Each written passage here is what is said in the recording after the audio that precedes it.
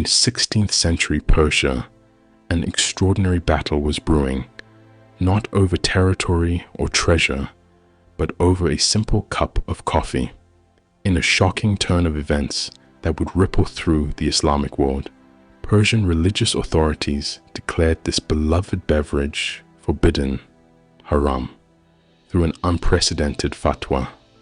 This remarkable episode would pit spiritual leaders against merchants, mystics against mosque, and transform the very fabric of Persian society.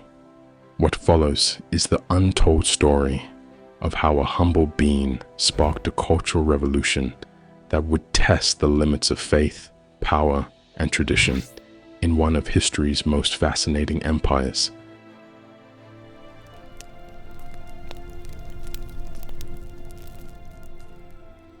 The story of coffee begins in the misty highlands of Ethiopia, where legend tells of a goat herder named Khaledi, who discovered his goats dancing with unusual energy after eating bright red berries from an unknown bush.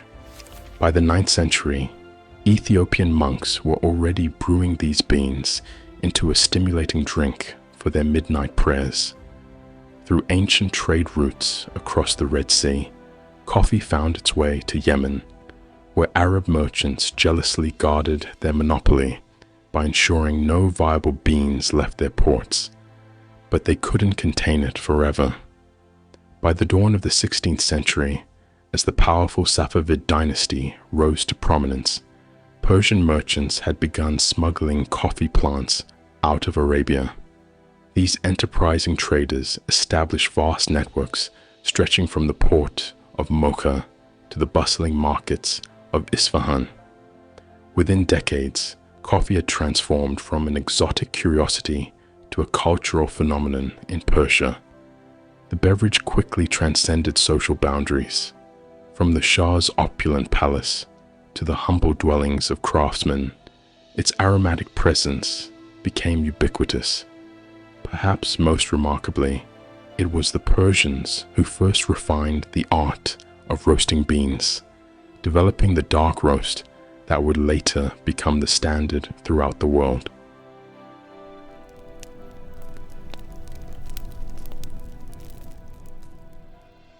The Persian coffeehouse, or Qahveh Khaneh, was far more than a simple establishment serving drinks. It was the beating heart of medieval Persian society. These ornate spaces, with their intricate tile work and soaring domed ceilings, were known as schools of wisdom, where a cup of coffee cost the same as a poet's recitation. Within their walls, an unprecedented social revolution was taking place. Here, a poor craftsman could sit beside a wealthy merchant, while master storytellers called Nakkal would dramatically recount tales from the Shahnameh, Persia's epic book of kings. The air was thick with the aroma of coffee and tobacco as musicians played the tar and daf, while heated debates on philosophy and politics echoed through elaborate archways. These coffeehouses featured distinctive architectural elements. Central pools with bubbling fountains provided ambient sound, while specially designed acoustic ceiling domes amplified storytellers' voices to every corner. Most remarkably, they became the empire's first unofficial news networks, where information spread so efficiently that the Shah's spies made regular visits to gauge public opinion. In an age of rigid social hierarchies, the Qahveh Khaneh emerged as Persian society's great equalizer, a rare space where merit of wit and wisdom outweighed wealth and status.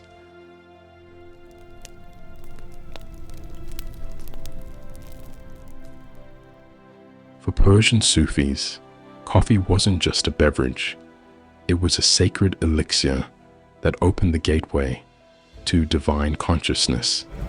These mystics developed elaborate rituals around coffee preparation, believing that the transformation of raw beans through fire mirrored the soul's journey toward enlightenment. During their night-long ceremonies called dhikr, Sufis would consume a potent brew they named Qahweh Sufi, a special preparation so strong it was said one cup could keep a devotee alert for 40 days of meditation.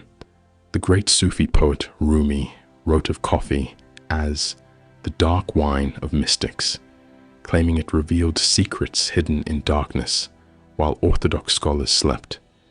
In Sufi gatherings, coffee cups were passed clockwise, mimicking the celestial motion of planets, while specific prayers were recited at each stage of brewing. Some Sufi orders even developed a mysterious technique of reading fortunes in coffee grounds, a practice that would later spread throughout the Middle East. But this spiritual elevation of coffee drew fierce criticism from Orthodox clerics, who saw it as a dangerous innovation that blurred the lines between sacred and profane. The Sufis' embrace of coffee would ultimately contribute to one of Persia's most dramatic religious controversies.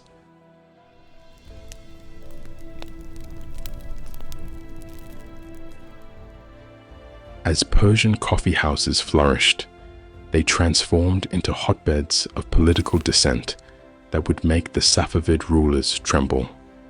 These establishments became known as little parliaments, where sharp-tongued poets wielded satire like weapons against corruption. In one famous incident, a satirist named Hassan of Shiraz composed a scathing poem about Shah Abbas II's wasteful spending, which spread through coffeehouse networks faster than royal proclamations. The Shah's spies reported that certain coffeehouses had become gathering spots for dangerous minds. Scholars who dared to question divine right, merchants who criticized royal monopolies, and soldiers who spoke of military failures. One particularly bold coffee house in Isfahan became notorious for its wall of whispers, where anonymous critiques of government policies were posted nightly, only to vanish by dawn. The authorities were especially alarmed by a new phenomenon: common people discussing matters of state as equals with educated elites. In response, the Safavid government attempted to infiltrate these spaces with informants, but the unique architecture of coffeehouses, with their multiple exits and hidden alcoves, made surveillance nearly impossible. These venues had become something unprecedented in Persian history, spaces where power flowed not from the throne, but from the people's voices.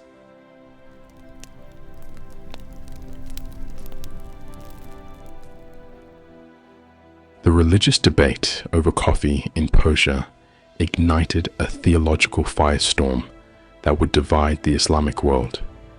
Leading clerics in Isfahan argued that coffee's stimulating effects constituted a form of intoxication, pointing to incidents where devotees claimed to experience euphoric visions during late-night coffee ceremonies.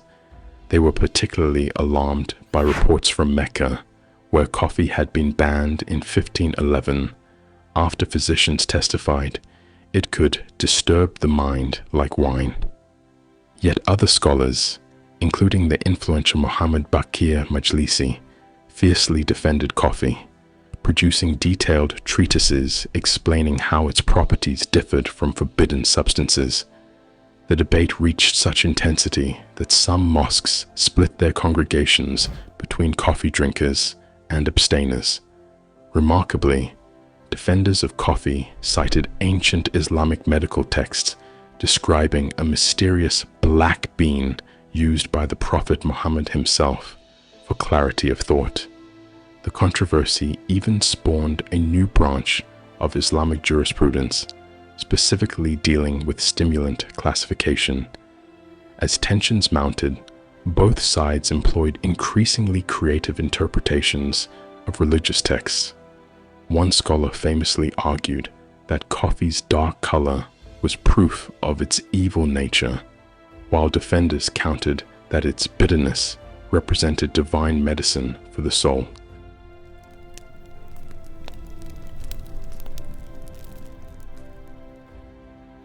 On a fateful morning in the holy month of Ramadan, Grand Mufti Abdullah al-Mazandarani delivered the proclamation that would shake Persian society to its core. Standing before a packed congregation at Isfahan's Friday mosque, he declared coffee, the beloved drink of millions, officially haram. The fatwa hadn't emerged in isolation. A powerful coalition of conservative clerics, led by the influential Sheikh Ahmad al-Ardabili, had methodically built their case over months. They presented the Shah with detailed reports of coffeehouse transgressions, from merchants plotting against royal monopolies to poets composing seditious verses. Most damning was their clever legal argument. They classified coffee as al-Qahwa al-Sauda, the black wine, linguistically linking it to alcohol. The timing was masterful, coinciding with a period of political instability when the Shah was particularly vulnerable to religious pressure.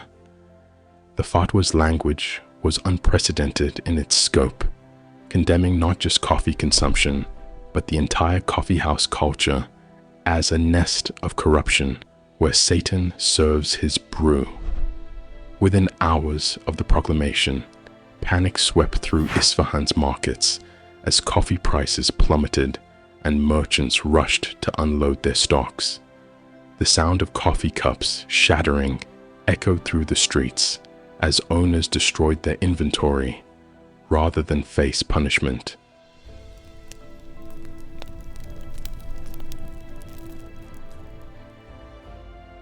The crackdown on coffee was swift and merciless. The Shah's elite guard, the Qizilbash, launched coordinated raids across every major Persian city, targeting over 3,000 coffeehouses in Isfahan alone. They employed specially trained coffee hounds, dogs capable of detecting hidden beans by scent. The punishment for possession was severe.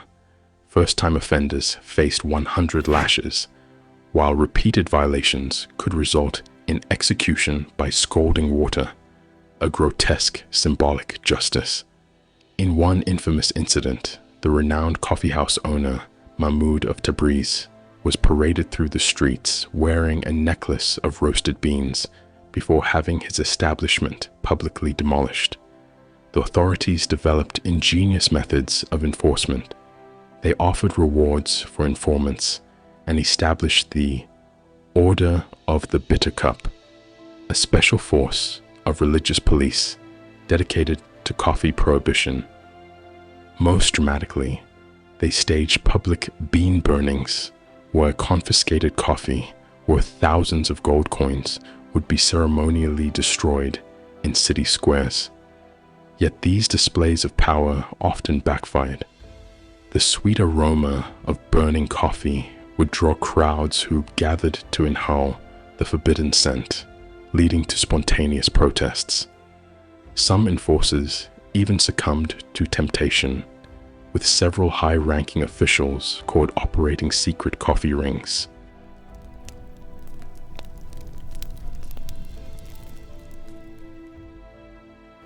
As official Persia waged war on coffee, an intricate underground network emerged that would have impressed modern smugglers.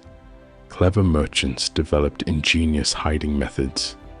Coffee beans were concealed in hollowed-out religious texts, while secret coffeehouses operated in underground chambers beneath innocent-looking carpet shops. The resistance invented elaborate codes. Asking for nightingale's eyes meant seeking coffee beans, while dark wisdom signaled a secret gathering. One of the most brilliant innovations was the floating coffee house, mobile establishments on small boats that could quickly navigate Isfahan's waterways to evade authorities. Master perfumers created a special oil to mask coffee's distinctive aroma, while potters designed cups that could quickly dissolve in water if raids occurred. The resistance even developed a secret language of knocks and hand signals to identify fellow coffee enthusiasts. Perhaps most remarkably, women emerged as key players in this underground network. Their traditional gathering spaces became perfect covers for coffee ceremonies. A popular folktale arose about the coffee widow, who supposedly outsmarted the Shah's entire guard by hiding beans in her deceased husband's tomb, knowing religious authorities wouldn't dare desecrate a grave.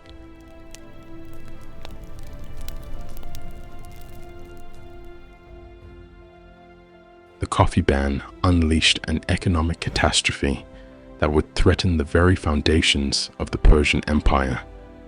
Within months, over 12,000 coffee-related businesses collapsed, from grand merchant houses to humble street vendors.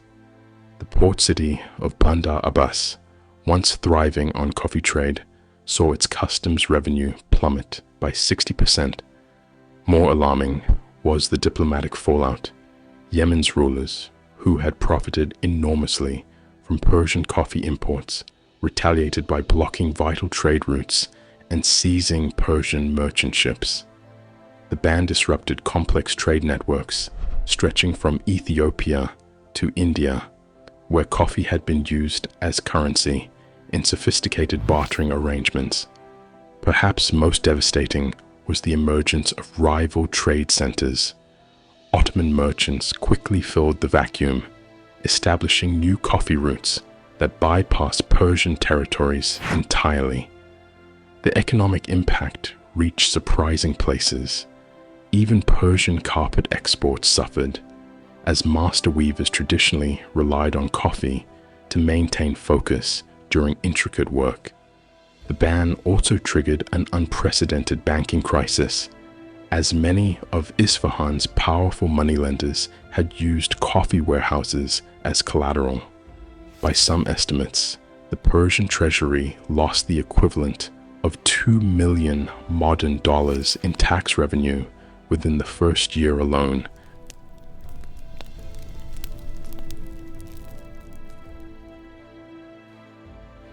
The Great Persian Coffee Prohibition ended as dramatically as it began. In a stunning reversal, Grand Mufti al-Mazandarani's successor, Sheikh Hassan al-Karaki, declared he'd experienced a divine vision commanding him to lift the ban. The timing coincided with a severe economic crisis and growing unrest among powerful merchant families. The sheikh cleverly justified his decision by citing newly discovered medical manuscripts, allegedly showing Prophet Muhammad had approved of coffee for its healing properties. The repeal came with fascinating new regulations. Coffee houses could reopen, but only if they employed official conversation moderators and displayed religious calligraphy. In a masterful compromise, authorities created a new category of scholarly coffee houses attached to mosques, effectively bringing coffee culture under religious supervision. The first legal cup was ceremonially served in Isfahan's Grand Square, where the Shah himself participated in an elaborate reconciliation ceremony that combined traditional coffee service with Islamic prayers. Perhaps most remarkably, former coffee raiders were retrained as quality inspectors, ensuring the beverage's purity. The episode concluded with an unprecedented royal decree declaring coffee a protected beverage of cultural significance, making Persia the first nation to officially recognize coffee's cultural heritage.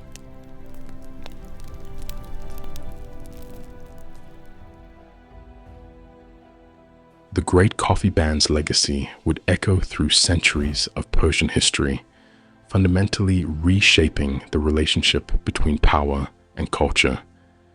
The episode created lasting changes in Persian society. coffeehouses evolved into hybrid spaces where religious and secular activities coexisted, a model that survives in modern Iran. These establishments played crucial roles in every major Persian revolution since, from the Constitutional Revolution of 1906 to the Islamic Revolution of 1979. Remarkably, many of the underground networks formed during the ban transformed into permanent social institutions. Some of Tehran's most influential literary societies trace their origins to secret coffee gatherings. The ban's failure taught future Persian rulers a crucial lesson about the limits of religious authority. No subsequent Iranian government has attempted to enforce widespread dietary restrictions, even during periods of strict Islamic rule. Perhaps most fascinating is how this episode influenced global coffee culture. The Persian tradition of serving coffee with dates spread worldwide, while the practice of reading coffee grounds became a cultural phenomenon across 3 continents. Even today, Iranian coffee houses maintain subtle architectural features designed during the ban period to provide quick escapes, a silent reminder of that tumultuous era.